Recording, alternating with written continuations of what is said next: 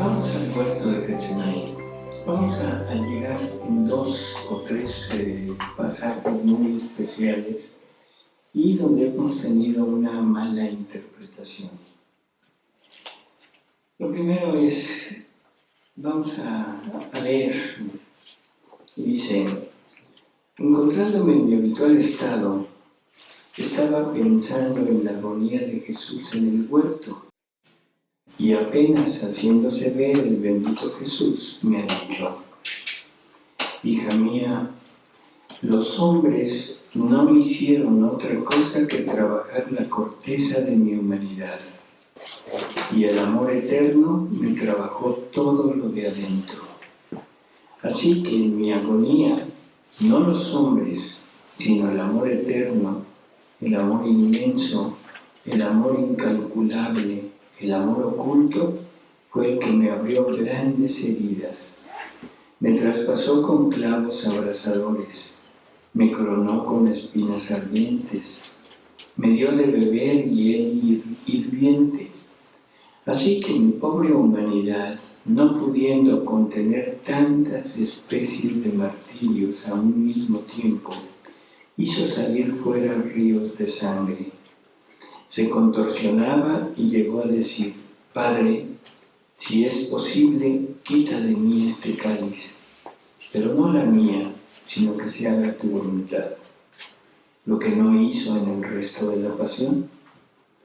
Así que todo lo que sufrí en el curso de la pasión, lo sufrí todo junto en la agonía del huerto, pero en modo más intenso, más doloroso, más íntimo, porque el amor me penetró hasta en la médula de los huesos y en las fibras más íntimas del corazón, donde jamás podían llegar las criaturas. Pero el amor a todo llega, no hay cosa que le pueda resistir. Así que mi primer verdugo fue el amor. Por eso, en el curso de la pasión, no hubo en mí ni siquiera una mirada amenazadora hacia quien me hacía de verdugo, porque tenía un verdugo más cruel, más activo en mí, el cual era el amor. Y donde los verdugos externos no llegaban, o cualquier punto que quedaba sin tocar, el amor hacía su trabajo y en nada me perdonaba. Y así es en todas las almas. El primer trabajo lo hace el amor, y cuando el amor ha trabajado y la ha llenado de sí, lo que se ve de bien en el exterior no es otra cosa que el desahogo del trabajo que el amor ha hecho en el interior. Curiosa comparación. Compara su pasión del amor con la conquista del amor hacia nosotros. Cuando el amor nos ha llenado, todo lo que sale de nosotros no es más que el efecto de ese amor en nuestro interior. En fin, nada más recordar que es el amor divino el que es el primer verdugo de Jesús. Pero, ¿por qué el amor? ¿Cuál sería el punto? ¿Por qué el amor divino es el que sirve de verdugo? Es que hay que reparar.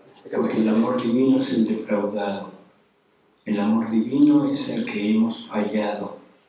El amor divino es el que está insatisfecho por nuestra respuesta y que no hemos tenido ni siquiera idea de lo que ese amor ha hecho en nosotros. Si es posible, pase de mí este cáliz. ¿Qué pensamos cuando oímos esto? Nos hemos atrevido a pensar que es miedo. Miedo en el sentido estricto de la palabra, o sea, un miedo humano. No lo que leímos o lo que vimos en la agonía de la humanidad, porque ahí era sentirlo como algo natural de su humanidad. Pero ese sentirlo no lo llevó a querer quitar aquella parte. Y sin embargo nosotros hemos interpretado como que Jesús quería que se quitara ese ese punto, que no pasara por la pasión, y le hemos interpretado ese no se haga mi voluntad sino la tuya como una resignación. Total y absoluto error. Porque si la voluntad de Dios es la misma en el Padre, en el Hijo y en el Espíritu Santo, si la voluntad del Padre es que muera crucificado, si la voluntad del Padre es que ahí en el huerto se junte todo lo que ha pasado en toda su vida y se haga en un solo momento toda esa intensidad de dolor, esa misma voluntad es la del Hijo y esa misma voluntad es la del Espíritu Santo. Y en la humanidad de Jesús, su voluntad humana está total y absolutamente adherida a la voluntad del Verbo, que es su misma voluntad. Por lo tanto, no podemos pensar que haya sido temor. Cuando nosotros pensamos en esto, tenemos que empezar a modificar un poco todo el concepto para poder reparar realmente a Jesús. Vamos a leer. Dice: debes saber que también mi humanidad, por cuan santa, deseosa a lo sumo de sufrir,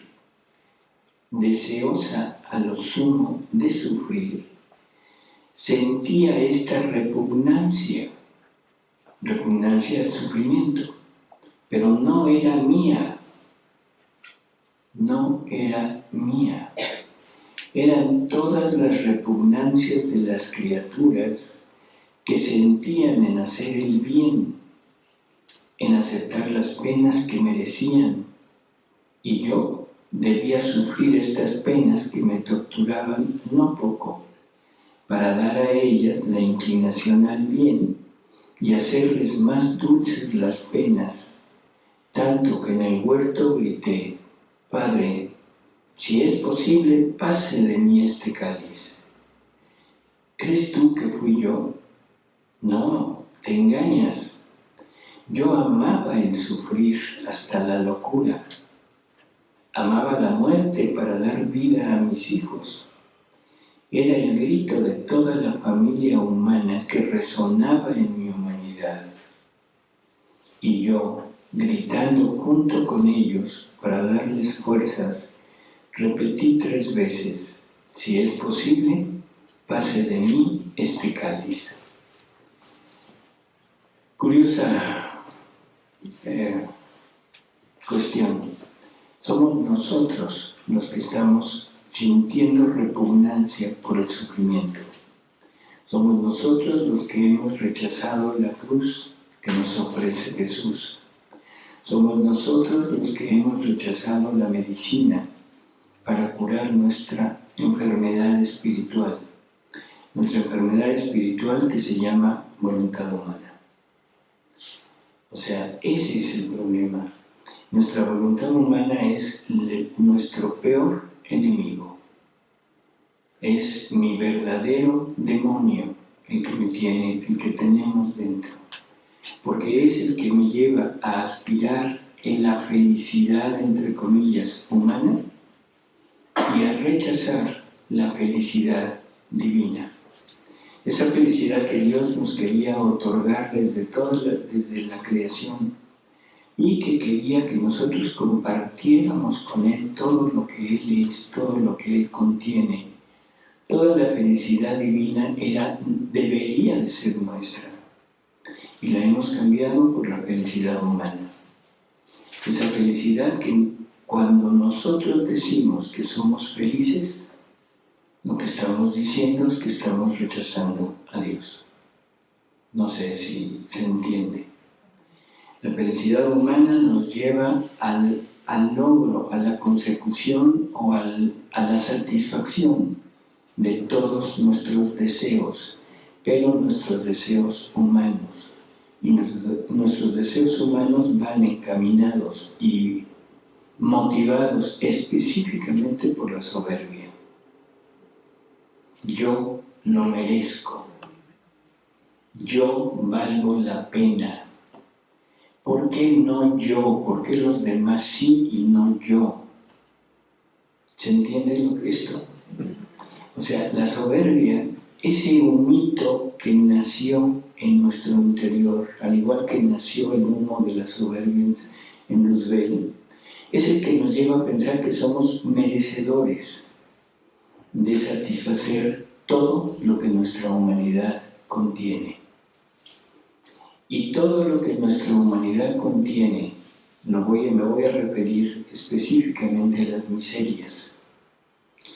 Las miserias que tenemos fueron puestas por Dios, pero fueron puestas por Dios para que, vencidas por nuestra voluntad, pudiéramos forjar en nosotros las virtudes. ¿De qué manera podría yo ser obediente si no tengo la miseria de la desobediencia? ¿De qué manera podría yo ser casto si no tengo el estímulo de la libidine? O sea, Dios me puso como materia prima para las virtudes, me puso las miserias. Y nosotros hemos abandonado el uso o el esfuerzo de vencer eso y nos hemos recreado en darle vida a eso. Y ahora toda la felicidad que tenemos, la tenemos encaminada hacia la satisfacción de todas mis miserias. Yo valgo la pena. ¿Por qué no tengo esto si yo puedo hacerlo? ¿Se dan cuenta de lo que estoy diciendo? Y creo que todos lo hemos dicho. ¿Por qué no lo voy a tener si yo puedo? ¿Quién más que Jesús podría? Y sin embargo renunció a todo para darnos el ejemplo de lo que es, de lo que debería de ser nuestra vida. Para darnos el ejemplo de que aún en lo más pobre es en donde surge la verdadera virtud y donde surge la verdadera vida. Jesús nace pobre porque escoge la pobreza, no porque le tocó, porque la escoge, siendo el Rey, siendo Dios. Y nosotros todavía nos atrevemos a decir, es que yo puedo, ¿por qué no? ¿Se dan uno cuenta? Ese humo de soberbia lo tiene que sufrir Jesús. Nosotros le estamos poniendo a Él todos nuestros sentimientos. ¿Por qué no puedo hacer esto? Soy libre. No nos hemos dado cuenta que somos esclavos. No nos hemos dado cuenta que toda nuestra vida hemos sido esclavizados. Y esclavizados exactamente por nuestras miserias. Ahora no me puedo separar de mi miseria. No me puedo separar de mi soberbia. Vivo atado a eso. Vivo atado a mis vicios. Vivo atado a mi buen comer, a mi buen beber o a mi mucho beber. Vivo atado al vicio del juego, al vicio del alcohol. Vivo atado al vicio del sexo. Vivo atado al vicio del tener. Vivo atado al vicio del trabajo. Vivo atado al vicio de las costumbres religiosas. Vivo atado a todo. Ese es el grito de Jesús. Es el grito desgarrador de un Dios que tiene que sentir todo lo nuestro. ¿Crees tú que fui yo? Te engañas. Yo amaba el sufrir hasta la locura. Amaba la muerte para dar vida a mis hijos. Era el grito de toda la familia humana que resonaba en mi humanidad. Y yo, gritando junto con ellos para darles fuerzas, repetí 3 veces, si es posible, pase de mí este cáliz. Yo hablaba a nombre de todos como si fueran cosa mía, pero me sentía aplastar. Así que la repugnancia que sientes no es tuya. Está hablando ya Luisa. La repugnancia que sentimos nosotros por el sufrimiento, o sea, eso se lo pasa a la Luisa también. Esa misma repugnancia la sintió la Virgen. O sea, la Virgen es un solo eslabón con la vida de Jesús y está sufriendo lo mismo que sufrimos nosotros.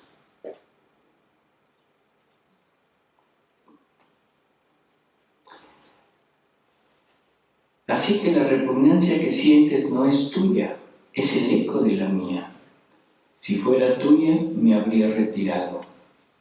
Por eso, hija mía, queriendo generar de mí otra imagen mía, quiero que aceptes, y yo mismo quiero imprimir en tu voluntad ensanchada y consumida en la mía mis muertes de amor.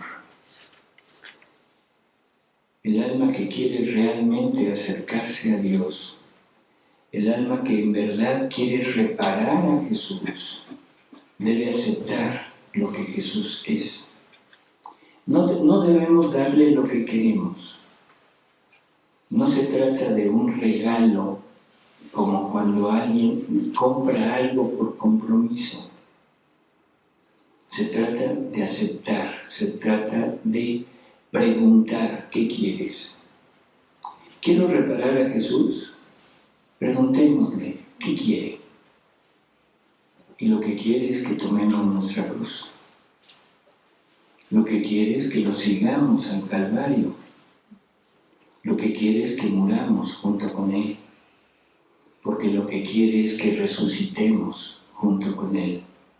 En esa vida gloriosa, en esa vida totalmente distinta a la que nosotros llevamos, pero una vida glorificada, pero desde aquí.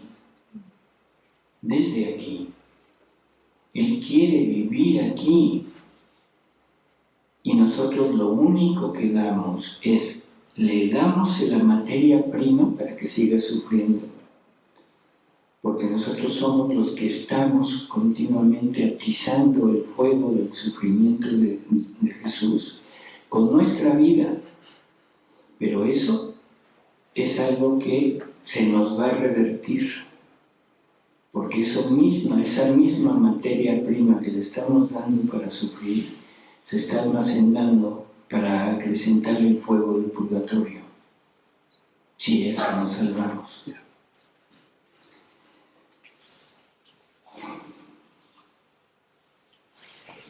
Estaba pensando en las palabras de Jesús en el huerto cuando dijo, Padre, es otra lectura. Si es posible, pase de mí este cáliz, pero no se haga mi voluntad sino la tuya. Y mi dulce Jesús, moviéndose en mi interior, me ha dicho, hija, ¿crees tú que fue el cáliz de mi pasión por el cual decía al Padre, Padre, si es posible, pase de mí este cáliz? No, absolutamente no.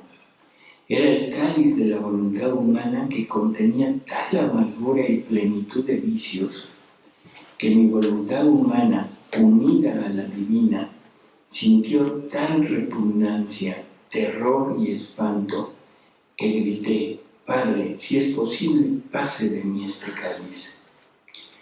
Y nuevamente, Él siente nuestra voluntad obrante en Él y tiene horror por nosotros. Nos quiere redimir, nos quiere salvar y siente el horror que nosotros no sentimos. Siente el horror de toda la podredumbre que tenemos dentro.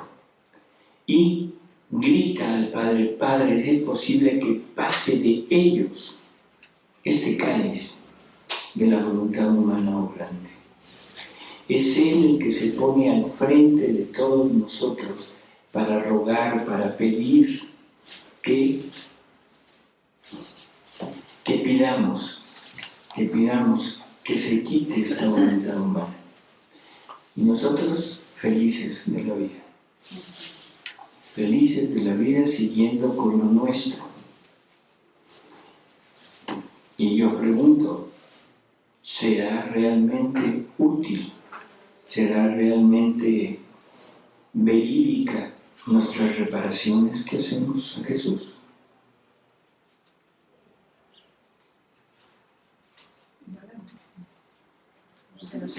Es obvia la respuesta, ¿no? No. ¿Por qué? Porque seguimos siendo los mismos. Seguimos obrando exactamente igual. No hay ningún cambio en nosotros.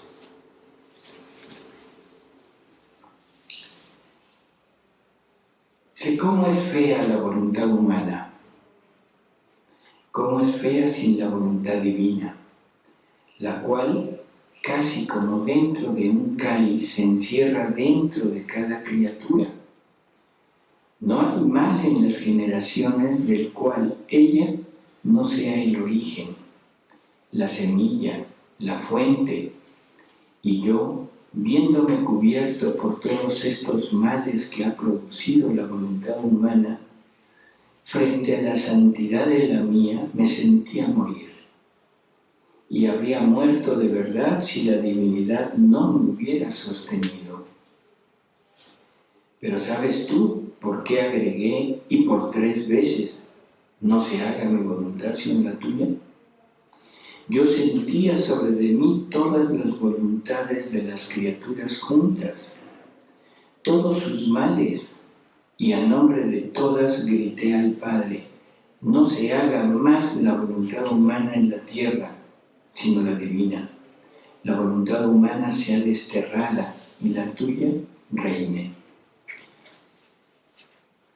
Si recordamos algunos pasajes del Evangelio, veremos que esto está desde ese tiempo y desde antes. Los mandamientos, ¿qué son? Los hemos tomado como una ley, como un mandato, y no nos hemos dado cuenta que es una invitación a destruirnos. ¿Alguna vez han analizado los mandamientos? Se oponen total y absolutamente a todo lo que nosotros somos. Se opone a la envidia, se opone a la lujuria, se opone a toda esa soberbia que tenemos. Los mandamientos son para una invitación para destruirnos. Pero, ¿los cumplimos? Pregunta para meditarlo. ¿Realmente cumplimos los mandamientos? ¿Realmente amamos a Dios sobre todas las cosas?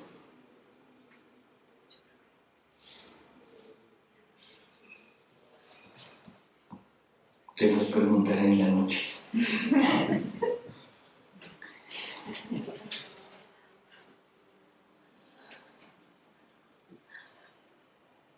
Así que desde entonces, bueno, antes de eso, íbamos al Evangelio. ¿Qué le pasó al joven rico? Exactamente lo mismo. El joven rico todavía pensaba que cumplía los mandamientos. Habría que, si Jesús hubiera desmenuzado un poquito al joven rico, a lo mejor se hubiera dado cuenta que no los cumplía. Pero presumiendo, dice: yo los cumplo desde chico. ¿Y qué le dice Jesús? Entonces lo que quieres es ser perfecto. Y eso es exactamente lo que está pasando en este momento. ¿Qué necesitamos para ser buenos católicos, buenos cristianos? Cumplir los mandamientos, hacer actos como los que estamos pretendiendo, cumplir los mandamientos, cumplir el Evangelio, recurrir a los sacramentos, recurrir a la Eucaristía, recurrir a todo este tipo de cosas. Pero ahora nos proponen esto. Porque si me dicen, cumple los mandamientos, yo puedo decir, yo los cumplo, Señor. Entonces Jesús me dirá, ¿quieres ser perfecto entonces? ¿Y qué es la perfección? La vida divina. ¿Quieren ser perfectos? ¿Sí? Sí, claro. Tomen su cruz y síganme. Y ese fue la única condición que Jesús puso para seguirlo. Si leemos el Evangelio, nunca dijo, sí, vente conmigo. Siempre era, ¿en verdad lo quieres? Toma tu cruz, sígueme. Pusiste las manos en el arado, si volteas, no eres digno de este trabajo. Deja que los muertos entierren a sus muertos. El que no odia a su padre y a su madre, a su esposa, a sus hijos y todo, y los prefiere más que a mí, no es digno de mí.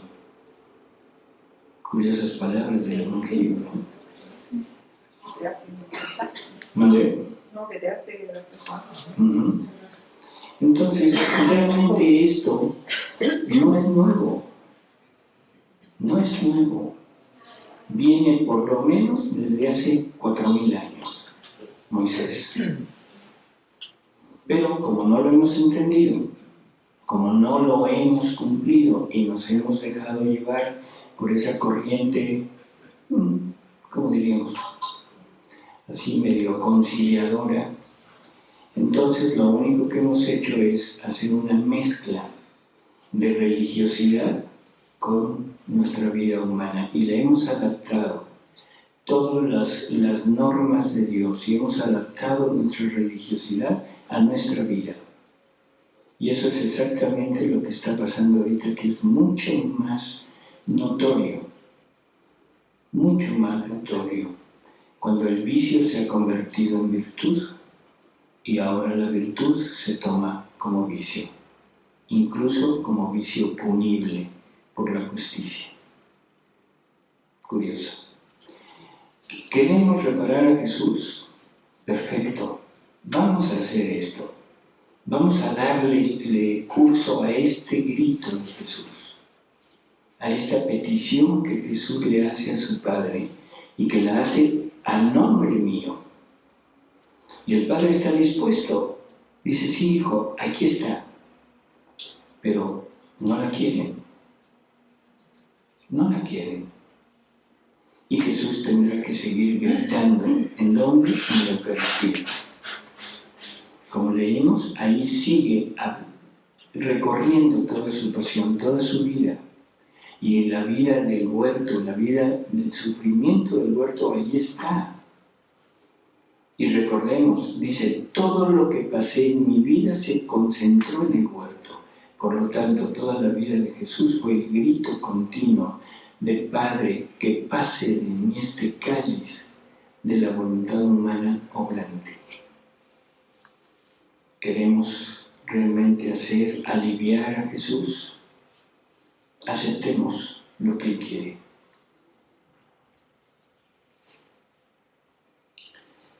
Así que desde entonces, y lo quise hacer desde el principio de mi pasión, porque era la cosa que más me interesaba y la más importante, la de llamar a la tierra al fiat voluntas tua como en el cielo así en la tierra.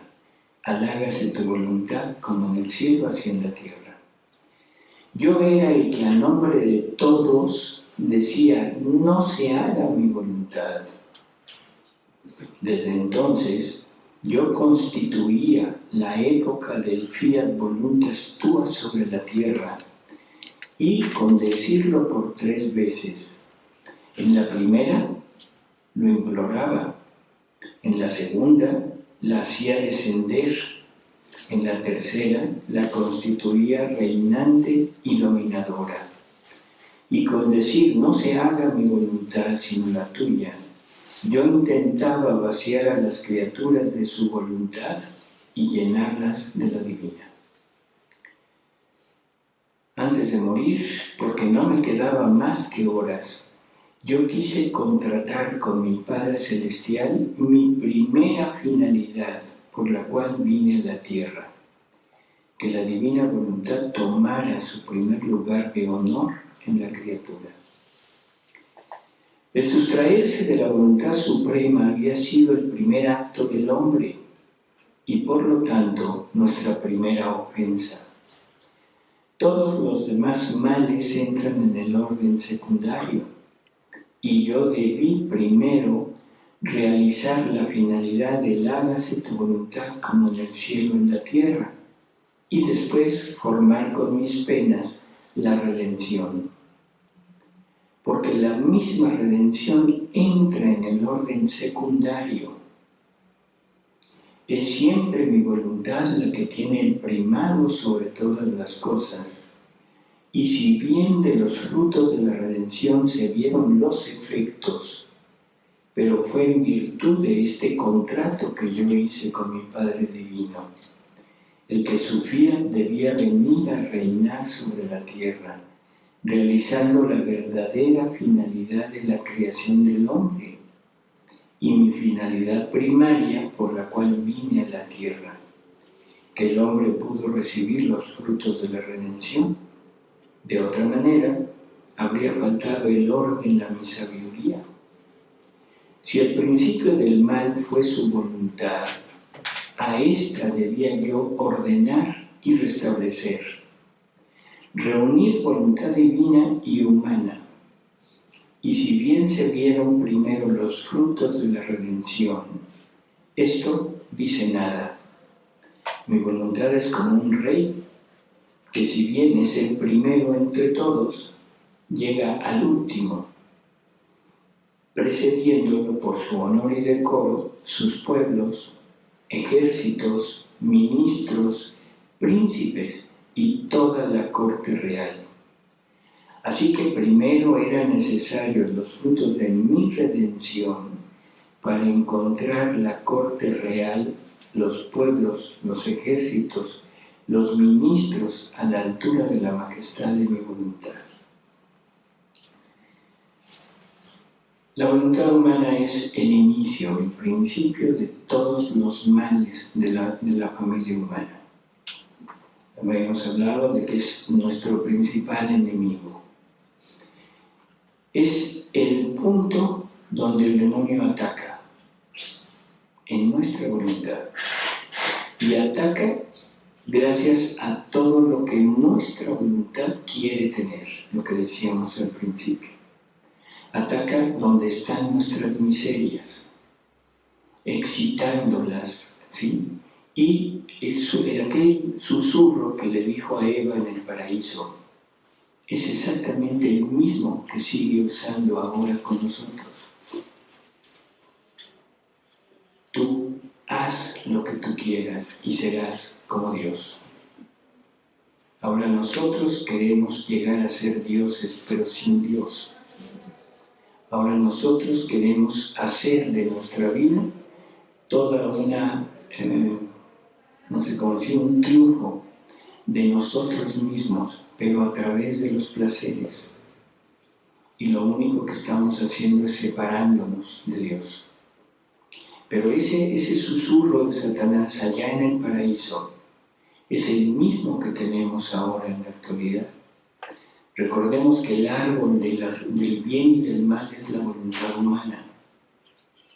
Y ahí está enredada la serpiente. Y en vez de estar atacándola o de estar rechazándola, la estamos acariciando.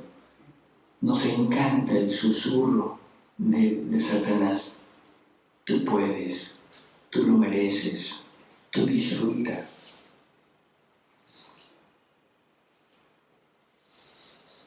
En la tercera hora de agonía, después de que Jesús ha ido en 2 ocasiones a buscar a sus discípulos, que ha ido a buscar ayuda, compañía, y que no la encuentra, ni siquiera en sus discípulos, ni siquiera en sus apóstoles. Acababan prácticamente de recibirlo en la Eucaristía, acababan de ser ordenados como sacerdotes y quedan dormidos. Esta es una imagen perfecta de lo que está pasando en la actualidad y ha pasado durante 2000 años. Ahora no son nada más sus discípulos, sus apóstoles, sus sacerdotes, somos todos. Jesús busca ayuda y todos estamos dormidos. O nos hacemos los dormidos, no sé cuál de las dos. Entonces, en la tercera hora del huerto, de repente Jesús se reanima, ve a Luisa y le dice: hija, ¿estás aquí? Curiosa palabra, ¿no? ¿Estás aquí? ¿Qué nos dice? Que no es una visión de Luisa. No es una visión de Luisa. En la divina voluntad, Luisa estaba ahí. Que eso es lo que hemos querido remarcar desde la primera plática. En la divina voluntad podemos estar con Jesús en todo lo que Él vivió. Y podemos realmente aliviarlo, no el deseo de aliviarlo, sino aliviarlo. Podemos estar con Él, sostenerlo, limpiarlo, enjugarle, todo podemos hacer.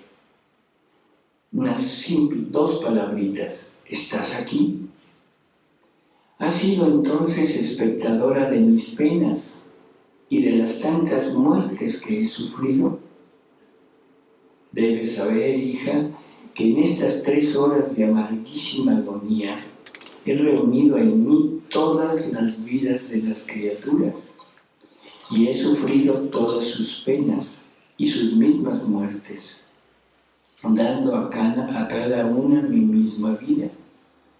Mis agonías sostendrán las tuyas, mis amarguras y mi muerte se cambiarán para ellas en fuente de dulzura y de vida. Ah, cuánto me cuestan las almas, si fuese al menos comprendido. Por eso tú has visto que mientras moría, volvía a respirar. Eran las muertes de las criaturas que sentía en mí.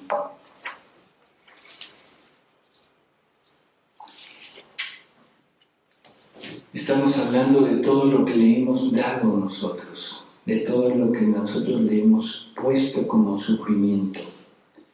Pero el mayor sufrimiento que Jesús tiene que aceptar sobre él es el sufrimiento de la divinidad. Y generalmente decimos, es que Dios no puede sufrir. Santo Tomás de Aquino define perfectamente el sufrimiento. El sufrimiento es un movimiento de la voluntad, queriendo lo que no es o no queriendo lo que es. Dios quisiera que todos viviéramos en su voluntad, pero nadie vive en su voluntad.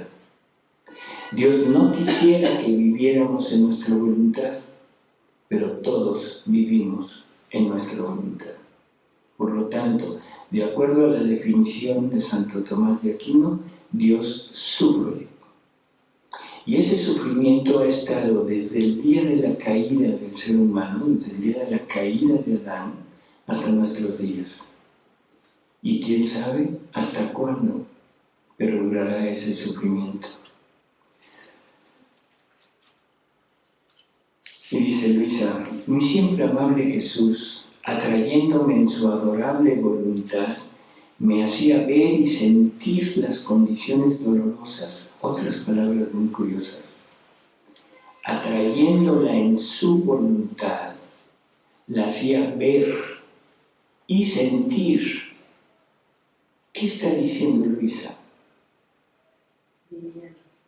Viviendo, fundida con Jesús. Fundida con Jesús.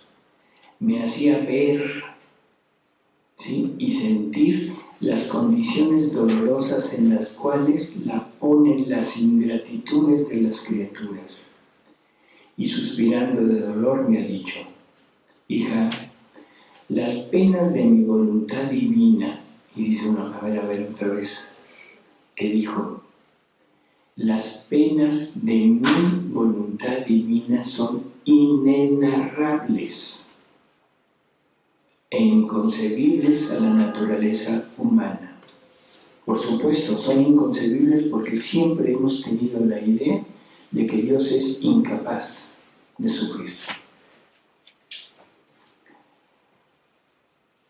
Ella, la divina voluntad, está en todas las criaturas, pero está bajo la opresión de una tremenda y desgarradora agonía, porque en vez de darle el dominio para hacerla desarrollar su vida en ellas, la tienen reprimida sin darle libertad de obrar, de respirar, de latir.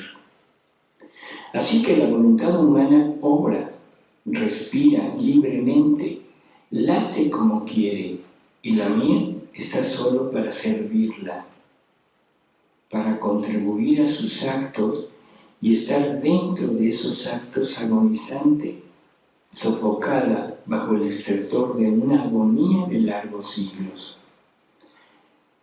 La divina voluntad es nuestra servidora, nuestra sirviente. No hay ningún movimiento que podamos hacer que no salga de Dios. El primer movimiento de la vida humana sale de Dios, sale de la divina voluntad. Y ese primer movimiento que quisiera unirse al movimiento nuestro, hablábamos de una pila y un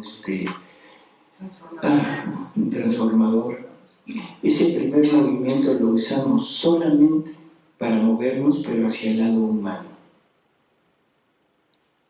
Lo usamos para darle vida a nuestra voluntad, para satisfacer todo lo que hemos estado hablando, para darle vida a nuestras miserias, no para oponernos a nuestras miserias. La traemos dentro agonizando, porque si no tuviéramos este primer movimiento de la divina voluntad en nosotros, estaríamos muertos. Así que no digamos que eso de vivir en la divina voluntad es muy difícil. Lo hemos hecho toda la vida, pero lo hemos hecho oprimiéndola. ¿Sí? La hemos tenido para, yo diría, explotarla, porque la estamos explotando, estamos quitándole toda esa vitalidad, ese movimiento, y si lo estamos usando para nuestro beneficio, no para darle vida a ella como es lo que quisiera. ¿Queremos reparar a Jesús? ¿Queremos reparar al Padre? Dejemos de usurpar lo que no nos corresponde. Y digo lo que no nos corresponde para hacer lo que no le corresponde a ella. Hagamos lo que ellos quieren. Usemos lo que ellos nos dan para nuestro bien, ya ni siquiera para el bien de ellos. Porque si entendemos, todo mundo católico quiere salvarse, pero quiere salvarse a expensas de él, que sufra él, que se muera él. Yo sigo con mi vida y nada más de vez en cuando me acerco a él. Eso es lo que quiero hacer.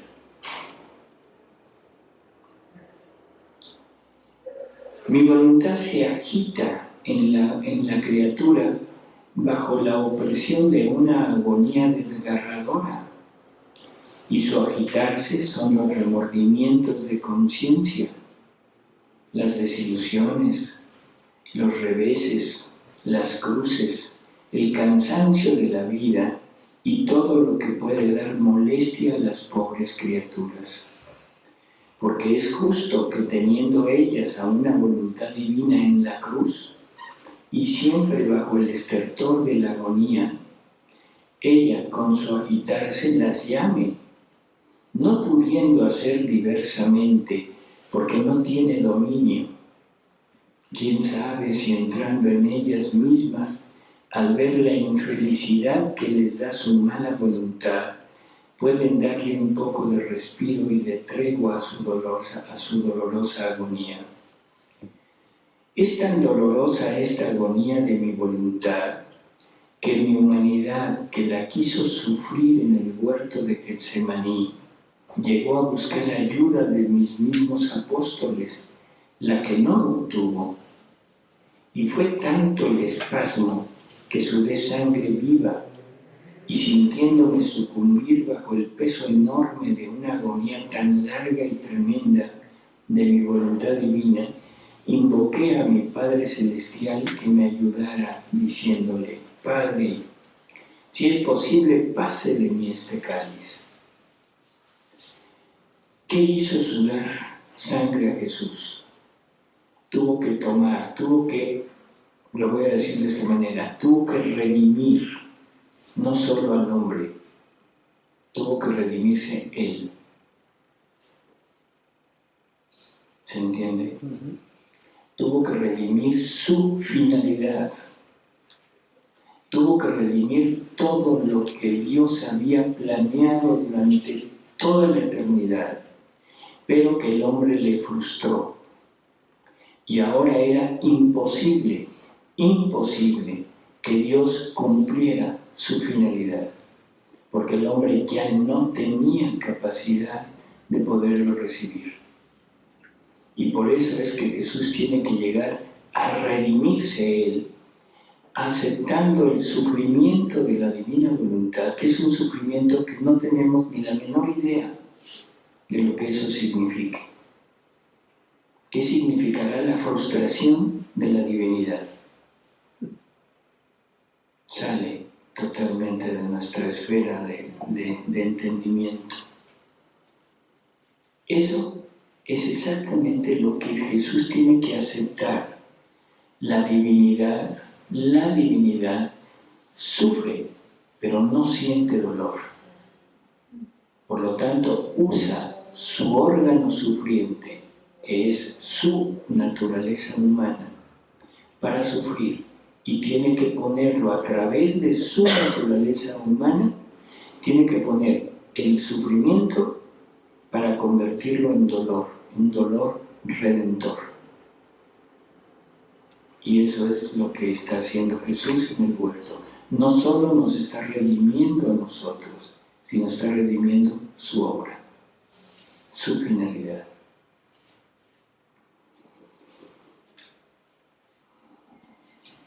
Salvador, ¿qué le quieres hacer?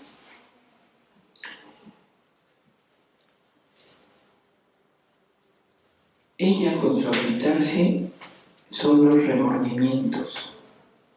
Cosa curiosa, generalmente cuando el hombre todavía no ha llegado al fondo del mal, cuando hacemos algo malo, sentimos algo en nuestro interior. Algo nos dice que no es lo correcto. Y ese es el agitarse de la voluntad divina en nosotros. O sea, esa conciencia que tenemos, ese dolor que sentimos, es exactamente la divina voluntad clavada en la cruz y que está contorsionándose por el dolor.